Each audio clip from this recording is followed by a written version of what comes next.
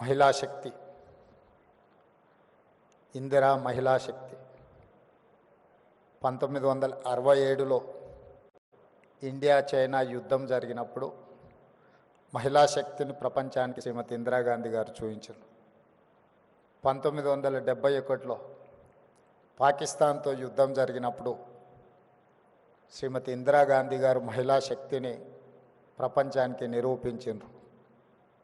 స్వతంత్రం వచ్చిన తర్వాత జరిగిన యుద్ధాలలో ఈ దేశాన్ని గెలిపించిన శక్తి మహిళా శక్తి. మహిళా శక్తిని ఎప్పుడు కూడా మా పార్టీ, మా ప్రభుత్వం తక్కువ అంచనా వేయలేదు.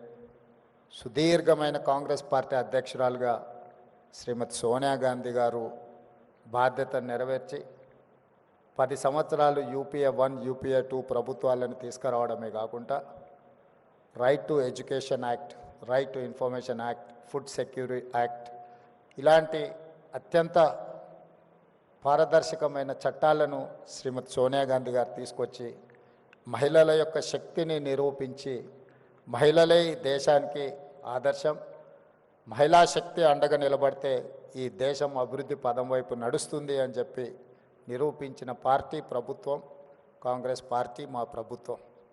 ఈరోజు కూడా మా ప్రభుత్వం ఏర్పాటు చేసిన తర్వాత అప్పటి వరకు నిర్లక్ష్యానికి లోనైన స్వయం సహాయక సంఘాలను ఆర్థికంగా నిలబెట్టాలి. మహిళ ఆర్థికంగా నిలబడితే, ఒక్క మహిళ ఆర్థికంగా నిలబడితే ఆ కుటుంబాన్ని పూర్తి స్థాయిలో ఆర్థికంగా నిలబెడుతుంది. అలాంటి ఒక మహిళ కుటుంబాన్ని నిలబెడితే 1 కోటి మంది మహిళలు తెలంగాణలో ఆర్థికంగా నిలబడి 1 కోటి మంది మహిళలు కోటీశ్వరులు అయితే తెలంగాణనే ఈ దేశానికి ఆదర్శం అవుతుంది.